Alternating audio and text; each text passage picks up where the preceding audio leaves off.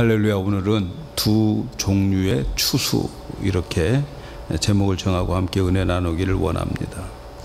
하나님께서 사도 요한에게 내가 본 것과 그리고 지금 있는 일과 장차 될 일을 기록하라 해서 요한계시록을 기록한 겁니다. 이 말씀 중에서 우리는 장차 될 일을 보고 있습니다. 이 장차 될 일에 대해서 보여주는데, 장차 될 일 중에서 제일로 큰 일이 예수님의 재림이죠. 예수님의 재림. 이 세상의 마지막 될 때의 일들, 재림 전의 일들을 보여주고 있습니다. 그래서 이 마지막 장차 될 일들을 하나님의 하늘의 보좌에 오른손에 가지고 계셨는데, 어린 양 예수가 그 가지고 계신 두루마기 책 7개 도장으로 인봉되어진 이 책을 받아서 하나씩 떼면서 마지막 시대의 모습을 보여주고 있는 거죠. 근데 이것은 종말에 나타난 일들이에요. 근데 여러분, 종말이라고 하는 것은 언제부터 종말인가? 예수님의 초림에서 예수님 재림 사이를 종말이라고 그래요. 그러니까 여러분들의 인생에 있어서 이런 일들이 만날 수도 있고 안 만날 수도 있는 일들이죠. 그러나 중요한 것은 이런 일들이 혹시 우리의 인생에 만나더라도 우리는 걱정할 필요가 없다. 두려워하지 말라. 이런 일 미리 되어져 있고 이런 일이 있어야 세상 끝이 온다. 그러니 끝까지 목표를 정하고 그 목표를 향해서 흔들리지 말라 하는 복음의 책이 요한계시록이죠. 그래서 이 두루마기에 있는 책을 하나씩 띄는데 벌써 우리는 7개 인을 띄었고, 7개 인을 띄었을 때에 7 천사가 나타나서 7 나팔을 불게 되죠. 그리고 7 나팔을 이제 마지막 7 나팔을 불었어요. 이제 7 나팔을 불고 난 다음에는 이제 15장부터는 7 재앙, 7 대접의 재앙이 기다리고 있어요. 그리고 그 7 대접의 재앙이 끝나면 주님이 오시고, 그리고 새하늘과 새 땅에서 영원히, 또 지옥에서 영원히 살게 되는 내용이 이 요한계시록의 내용입니다. 우리는 지금 이 7 나팔을 불고 7 대접이 오기 전에 그 사이에 잠깐 삽입해서 말씀하고 있는 내용을 지금 살펴보고 있어요. 그 7 대접이 오기 전에 놀라지 말라. 그것이 오기 전에 미리 보여주는 거죠. 그래서 그런 어마어마한 일들이 벌어져도 걱정하지 말라. 하나님의 자녀들은 반드시 하나님이 보호해 준다. 그런 의도에서 그 재앙 대접이 내려지기 전에 말씀을 해주는 거죠. 그래서 우리 주님이 이제 오시게 되는데, 주님이 오실 때에는 초림 예수와는 전혀 다른 모습으로 옵니다. 여러분, 예수님이 이 세상에 처음으로 오셨을 때는 말구에서 태어났어요. 여러분과 저는 말구에서 태어난 적이 없잖아요. 그래도 우리는 꽤 잘 살았던 거 아니겠어요? 예수님 오실 때 그렇게 초라하게 오셨어요. 우리의 구주로, 사람으로 오셨을 때는 그렇게 오셨지만, 이제 다시 예수님이 오실 때는 만왕의 왕으로 오십니다. 이제 구원하기 위해서 오신 것이 아니고 심판하기 위해서 오실 예수님을 지금 우리는 기다리고 있는 거죠. 오늘 우리가 읽은 말씀은 바로 주님이 오셔서 이제 영원한 천국과 영원한 지옥을 이제 결정하게 되는데, 영원한 천국과 영원한 지옥에 가기 위해서 추수를 한다는 거죠. 추수를.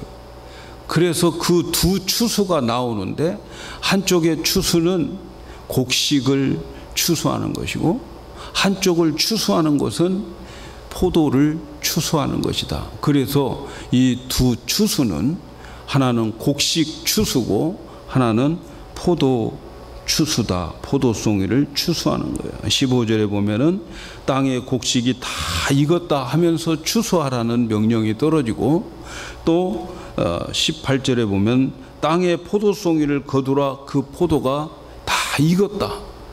그래서 이 두 가지를 다 추수하게 되는 내용이 나와 있어요. 그래서 하나님은 세상 끝에 가서 곡식 추수와 포도 추수를 한다고 말씀하고 있어요.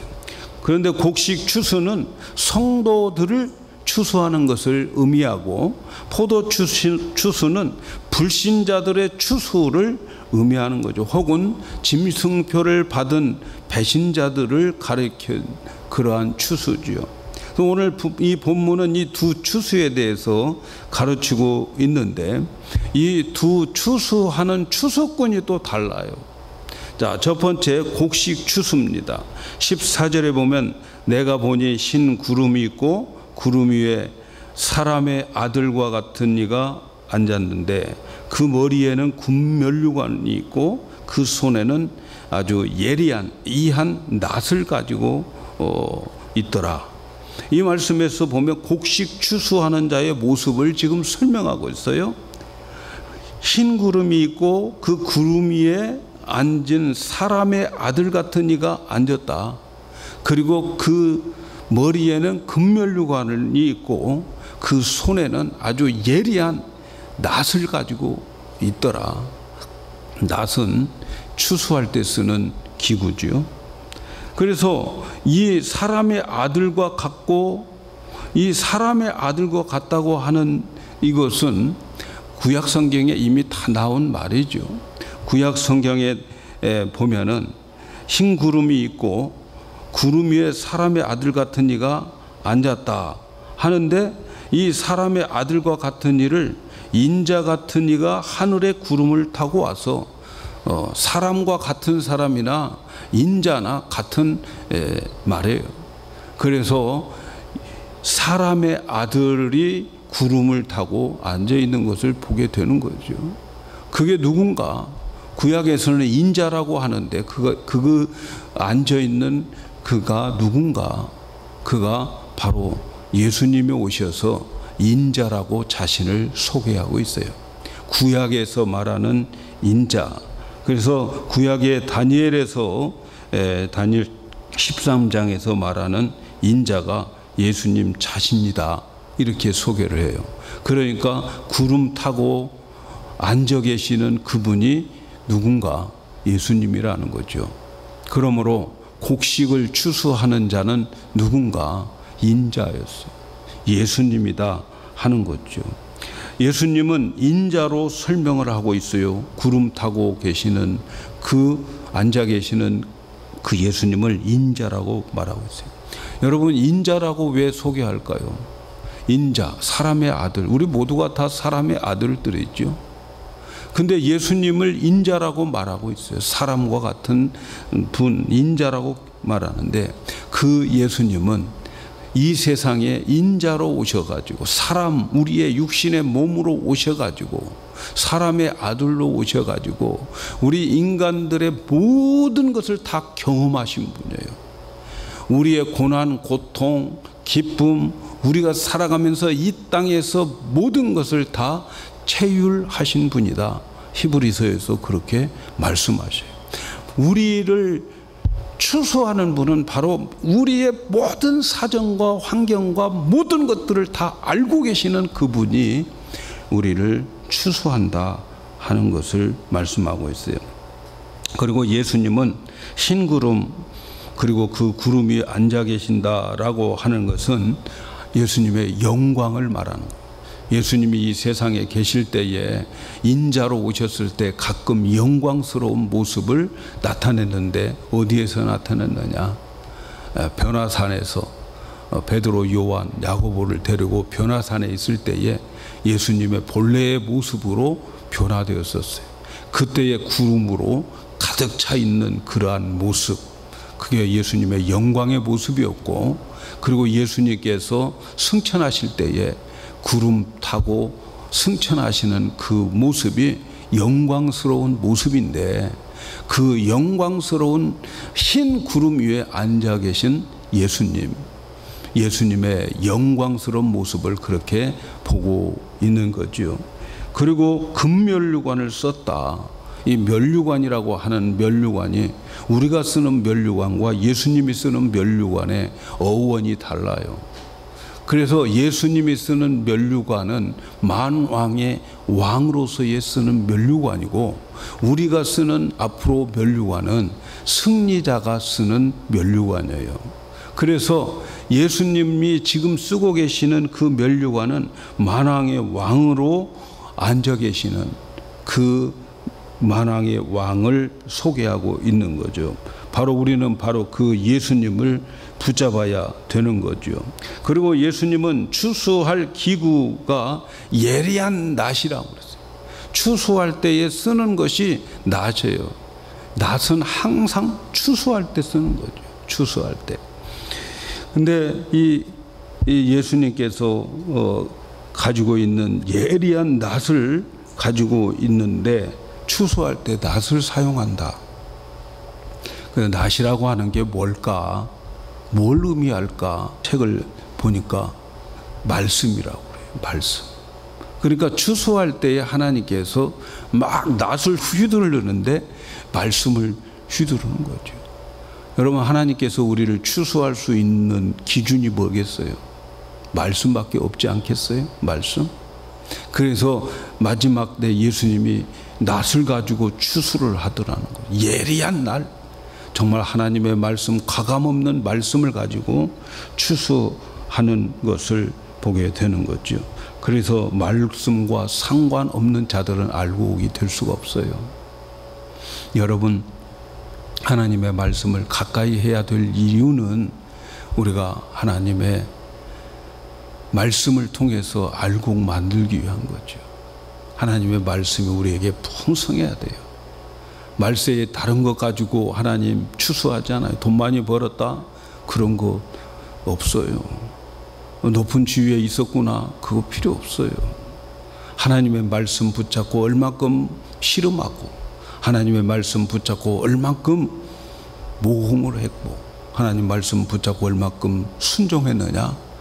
그런 걸 가지고 추수를 하게 된다는 거죠. 그래서 우리를 추수하는 분은 14절에 그림에 다 나와 있어요. 근데 15절에 보니까 그렇게 구름을 타고 계시는 그분을 향해서 또 다른 천사가 성전으로부터 나와 구름 위에 앉은 이를 향하여 큰 음성으로 외쳐 가로되 내 낫을 휘둘러 거두라. 거둘 때가 이르러 땅의 곡식이 다 익었음이라. 아니, 천사가 감히 예수님에게 내 낫 가지고서 이 추수를 하라고, 휘둘러 추수하라고 그렇게 말할 수 있을까요? 천사가 어디다 대고 이렇게 요즘 말로 말하면 반말 할 수 있겠어요, 여러분? 이게 무슨 뜻이냔 말이죠. 큰 음성으로 내 낫을 휘둘러 거둬라 이렇게 말할 수 있을까? 근데 여기에 힌트가 있어요. 그 앞에 보면 성전에서 나온 천사다 라는 말이 나와요. 성전에서 나온 천사가 예수님께 그렇게 말했다는 것은 성전에서 나온 천사가 하나님의 말씀을 받은 그대로 예수님에게 선포하고 있는 그러한 말씀이다. 이렇게 이해하시면 됩니다. 그렇죠? 하나님의 말씀을 그대로 전하고 있다는 거죠. 그래서 내 낫을 휘둘러 거두라. 거둘 때가 이르러 땅의 곡식이 다 이렇게 익었다. 천사의 명령이 아니고 누구의 명령이라고요? 하나님 아버지의 명령이에요. 성전에서 하나님의 음성을 듣고 예수님에게 전하는 거죠. 그래서 16절을 보면 구름 위에 앉은 이가 낫을 땅에 휘둘러 곡식이 거두어지니라. 그래서 그 천사가 이제 낫을 휘둘러서 곡식을 거두는데 그 곡식이 누구예요? 모든 성도들을 가리키는 거예요. 모든 성도들을 다 가리키는, 마지막 때 추수할 때 예수님을 통해서 알곡들을 곳간에 다 모아둡니다. 여러분, 우리는 한 분 한 분을 예수님이 추수하게 되어 있어요. 그래서 하늘의 곳간에 우리를 예수님이 딱 모아두게 되어 있어요. 알곡을 모아둬요. 자, 이때는 말이죠, 곡식을 다 거두는데, 여러분, 농부가 추수할 때 보면 곡식을 거둘 때에 알곡도 있고 덜 익은 것도 있고 또 쭉정이도 있고, 그런데 어쨌든 다 주님이 거두. 그래가지고 의인 중에 또 이 악인을 또 골라내는 거죠. 그냥 예수 믿었다 하는 것으로 다 끝나면 안 되는 거죠. 그 안에서 또 알곡, 쭉정이, 덜 익은 거 다 구해내는 거죠. 예. 복잡하니까 여기까지만 이야기하겠어요. 그 사람들 구원 받았느냐 못 받았느냐, 그게 또 이야기하면 또 길어지니까, 예. 우리 그거 생각하지 말고 다 알곡이 되십시다. 그럼 끝나는 거죠. 다 알곡만 되면 되는 거죠. 자, 그래서 이렇게 마지막 추수는 곡식을 추수하는데 예수님이 직접 하는 거예요.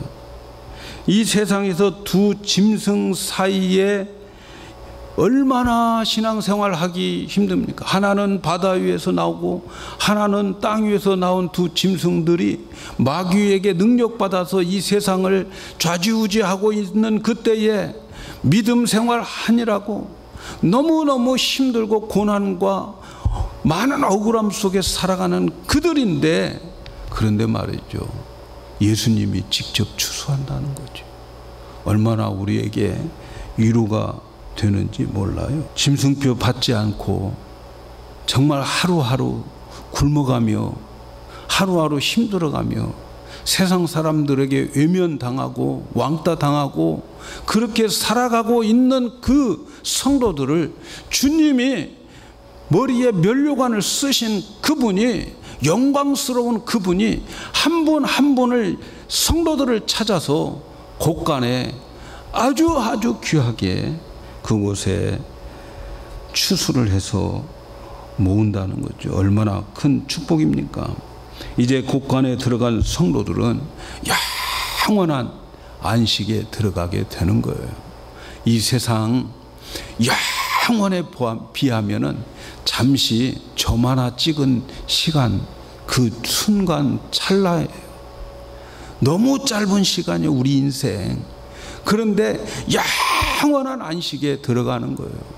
성경에 보면 그 영원한 안식에 들어갔을 때에 거기에 수천만 천사들이 성도들을 위해서 준비되었고, 그들이 성도들을 위해서 전부 시중을 들고 있는 모습을 보게 됩니다. 히브리서 15장 22절에 보면 천만 천사들이 거기에 우리를 위해서 준비해 놓았어요. 여러분, 좀 우리가 이 세상 살아가면서 좀 견딜만 하지 않겠어요? 그곳에는 사랑이 넘치는 곳이에요. 사랑이 넘쳐요, 사랑이. 여러분, 사랑이 넘친다고 하는 것은 그보다 더 큰 축복이 어디가 있겠어요? 사랑이 넘치는 곳이요.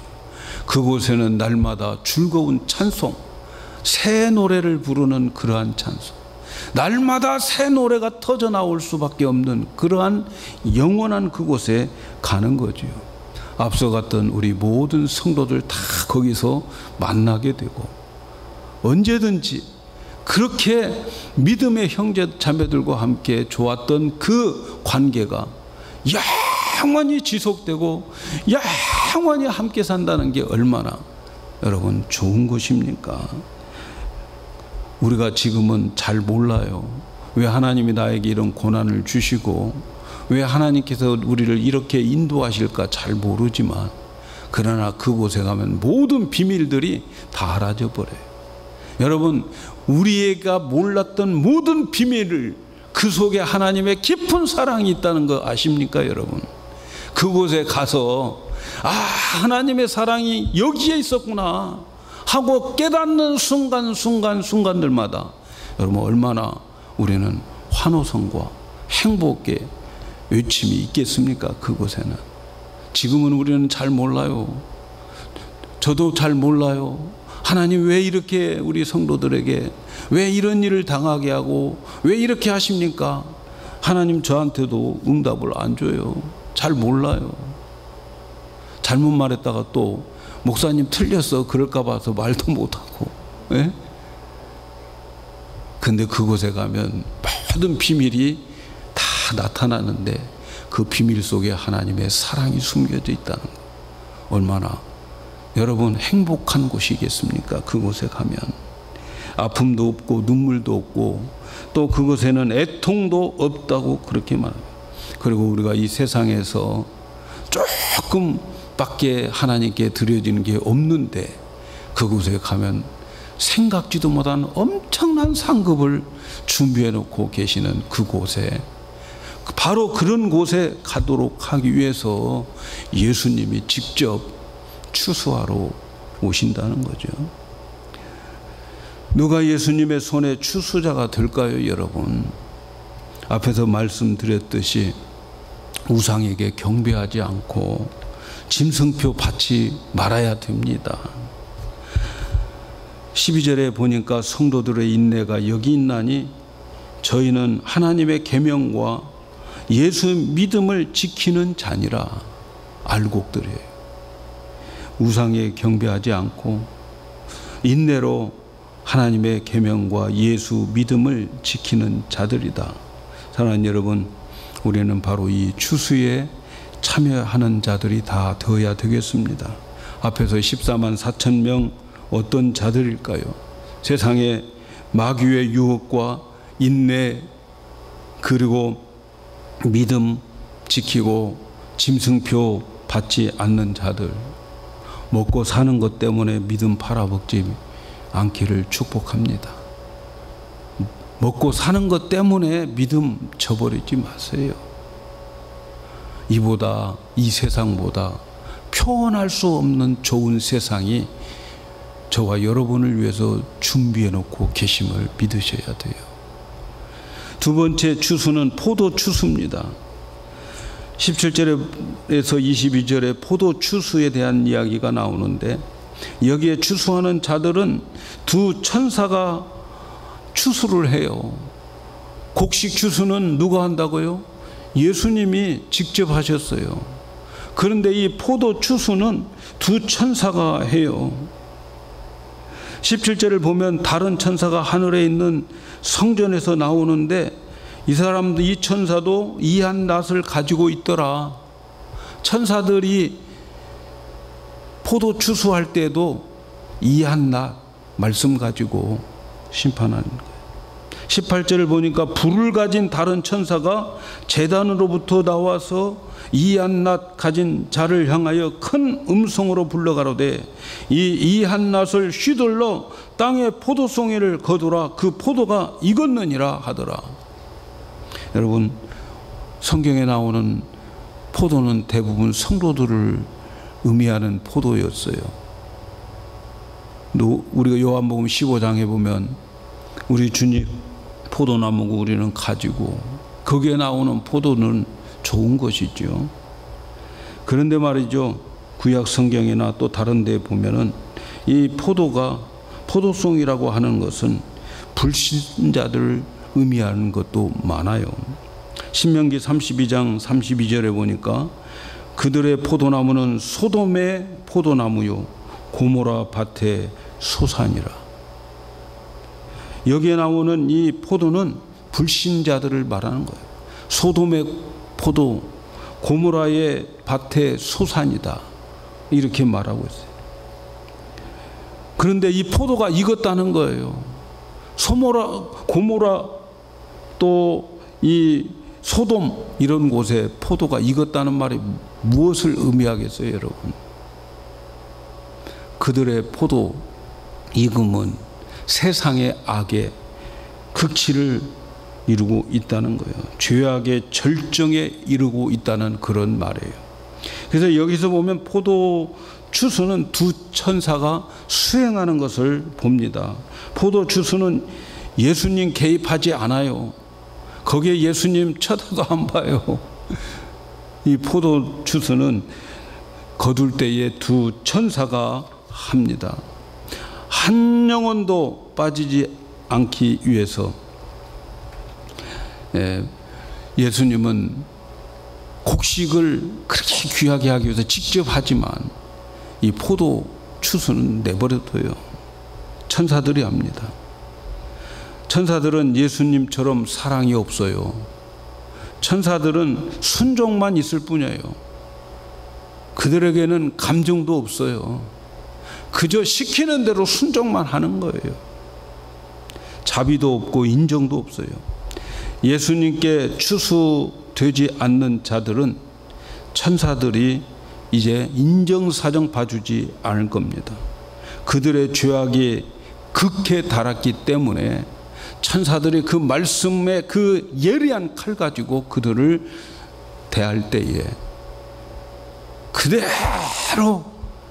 그대로 순종하게 됩니다. 19절을 보면 천사가 낫을 휘두르 포도를 거두었다는 말은 천사가 불신자들을 이제 지옥불에 던졌다라는 거예요. 우리는 앞에서 9절 10절에 보면 이 지옥의 진노의 포도주를 마시고 영원한 불과 유황불 속으로 들어간 사람들을 9절 10절에서 봤는데 그 사람들이 누구냐면 다 짐승표 받은 사람들이었어요. 우상에게 절하고 먹고 살기 위해서 신앙 저버리고 그런 짐승표, 세상의 짐승표 받은 자들을 9절에서 10절에 보니까 다 그곳에 들어가게 만들었어요. 근데 그 사람들은 다 천사들에 의해서 이제 추수가 될 거예요. 그래서 그 사람들은 포도주 틀에 들어간다는 거죠. 얼마나 무서운 이야기입니까? 이런 것들이 기다리는데, 이런 엄청난 일들이 실제로 기다리는데, 여러분 먹고 사는 것 때문에 하나님 배신하고 예수님 배신할 수 있겠어요? 이 땅에서 우리가 좀 참고 인내하는 것이 억울할까요, 여러분? 우리가 이 세상 살아가면서 좀 굶주리고 세상 사람들에게 왕따 당하는 게 억울한 일인가요? 천사가 휘둘리는 낫에 걸린 자들을 보십시오. 그들은 진노의 포도주 틀에 던져집니다. 팔레스타인에서 특별히 헤브론 같은 데는 포도가 엄청난다고 그러는데, 포도철이 되어서 거둘 때가 되면 바위들을 크게 이렇게 파가지고, 그래서 통으로 만들어 가지고 거기다 씻고 물로 씻고 거기다 집어넣어 놓고 발로 밟고, 그리고 큰 이 연자맷돌로 눌러 놓으면 이제 다른 데로 포도주가 나오게 되어 있어요. 그렇게 짜내는 거죠.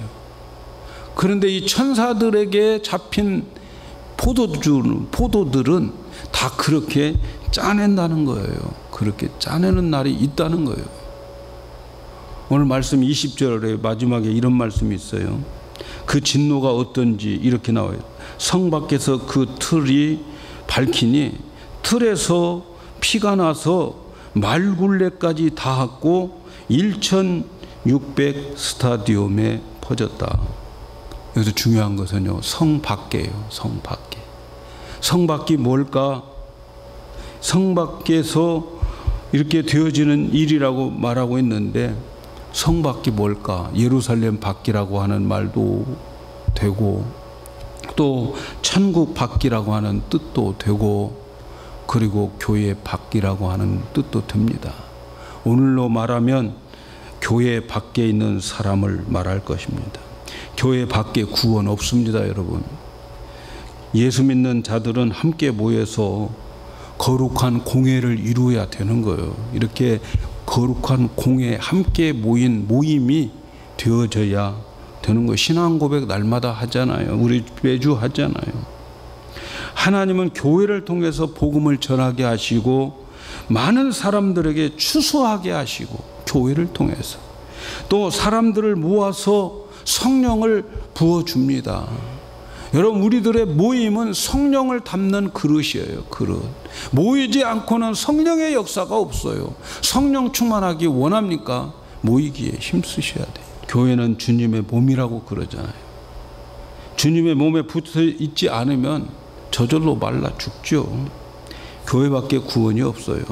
아무튼 성 밖에서 천사들이 휘두른 낫에 걸린 사람들은 모두 포도주 틀에 들어가서 그들의 피를 짜내는데, 그 피가 얼마나 많이 흐르는지 그 피가 강물이 되어서 말 구레까지 차는 거예요. 말이 있다면 말 목까지 피가 차요. 그리고 1600 스타디움이 퍼져나가더라. 이 1스타디움은 약 200m입니다. 그러니까 1600이라고 하는 것은 약 200마일 정도가 되는 그러한 핏줄기의 강물이 흘러가게 되더라는 거죠. 여기에서 워싱턴까지 말 그 목까지 찬 그 피들이 95번 타고 워싱턴까지 흘러가게 되는, 사람들은 이때의 이 모습을 아마겟돈 전쟁이라고 표현하는 사람들도 있어요. 얼마나 끔찍한 일이 벌어지는지 보여주는 내용이에요. 이거 보고 놀라지 않을 사람이 있겠습니까? 95번 도로를 따라서 말 목까지 찬 피들이 워싱턴까지 흘러가는 그러한 모습, 끔찍하지 않습니까? 그런데 알곡 신자들은 걱정할 거 없어요. 이미 예수님이 우리를 추수를 한다는 거죠. 알곡 추수한 다음에 그 다음 천사들이 나타나게 되어 있어요. 이런 광경은 아마도 여러분은 안 볼 수 있을 거예요. 이미 추수해버린 하나님의 귀한 알곡들이니까.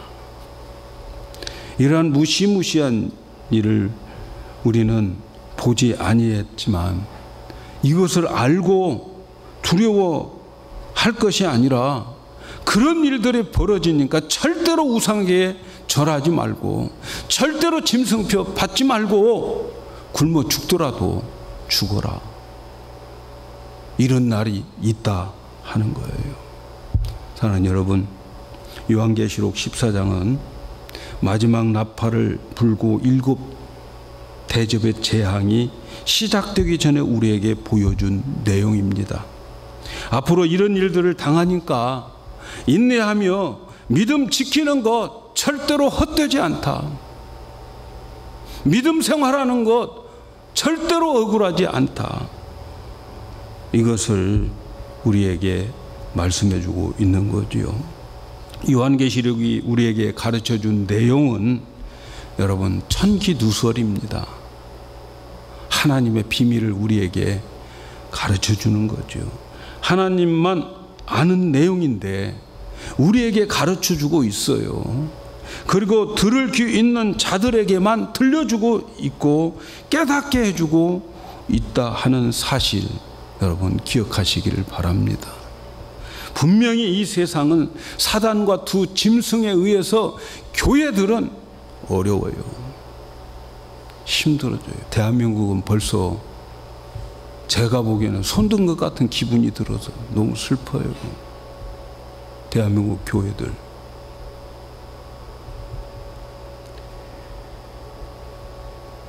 그래서 힘들어지니까, 넘어뜨리려고 하니까 그 어렵고 힘든 고난 역경 가운데 살 수밖에 없는 우리들이 될 터인데, 앞으로 우리 신앙생활 어려울 것인데, 그렇지만 믿음 지키라고 하는 것을 강조하는 말씀이 요한계시록이에요.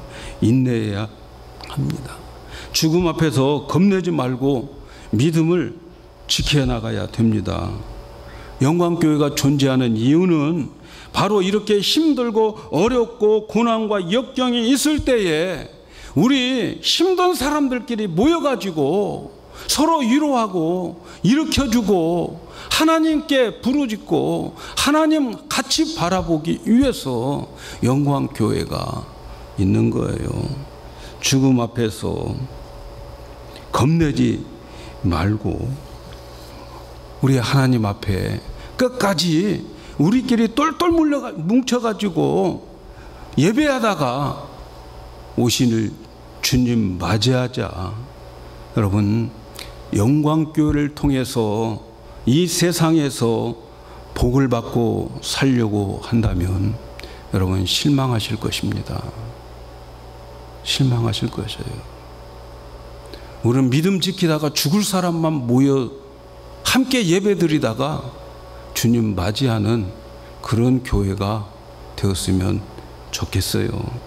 영광교회는 세상을 판치는 사단과 두 짐승을 그들로 인해서 우리가 힘들고 어렵지만 함께 나와서 기도하고 예배하고 말씀으로 이겨나가는 그러한 교회가 되어야 됩니다. 우리는 주님 안에서 하나 되어서 맞아도 함께 맞고 굶어도 함께 죽고 함께 죽어가는 그런 교회가 되어야 될 줄로 믿습니다. 세상에 만신창이가 되어도 정말 우리가 이 성 안으로 꾸역꾸역 기어서라도 들어와서 떼고 손을 잡고 하나님 찬양하고 예배하고 그러다가 추수하시러 오시는 그 주님 맞이하기 위해서 영광교회가 존재했으면 좋겠습니다.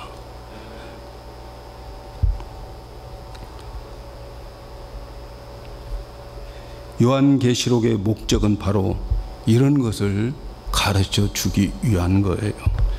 이 세상을 살면서 왔다 갔다 하는 인생 우리가 살지만 그러나 교회 와서 다시 하나님 말씀 듣고 목표를 다시 재수정하고 이 목표에서 빗나간 인생을 다시 궤도 수정하면서 목적지를 향해서 꾸역꾸역 가는 것이 우리 영광교회의 목표입니다, 여러분.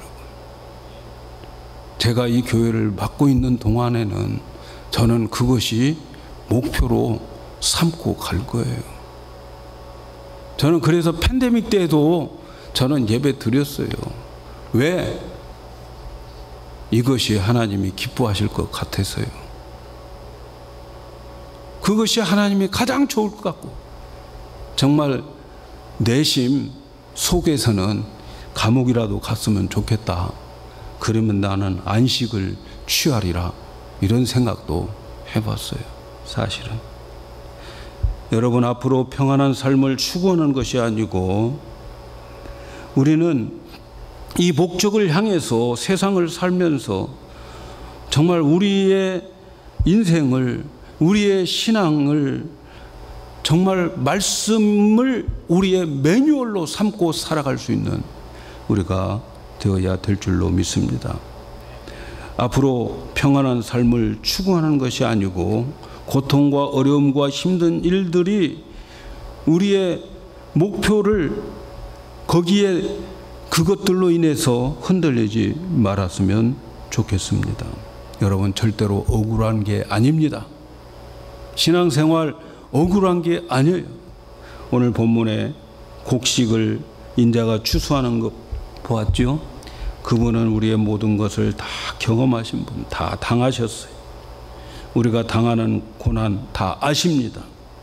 아마도 우리는 이곳에서 당한 고난, 역경, 이 모든 것들을 내가 주님 앞에 가서 간증해야지 하고 주님을 보는 순간 여러분 말도 못 꺼낼 거예요. 왜? 주님이 당한 고난은 우리가 상상할 수 없는 고난을 받았기 때문에 그래서 말도 못 꺼내요. 그러니까 우리가 이 세상 살아가면서 이 세상에서 고통받고 그런 거 그렇게 큰 억울한 게 아니에요. 근데 조금 했는데 하나님 우리에게 큰 상급으로 주셔서 우리의 눈물도 닦여주시고 또 우리에게 영원한 상급으로 영원한 영광에 들어가게 하실 겁니다. 이제부터 15장에 가면 7개 대접이 나오게 되는데 아무쪼록 우리는 깨어 있어서 절대로 세상 두려워하지 말고 세상에서 믿음 지키고 영원한 천국 가서 안식을 누리는 것이 우리의 인생의 목표고 우리 영광교회의 목표다 하는 것을 기억하시고 지금부터 여러분 정말 허리띠를 동이매고 믿음 생활 잘 할 수 있는 우리 모두가 되기를 예수님의 이름으로 축복합니다.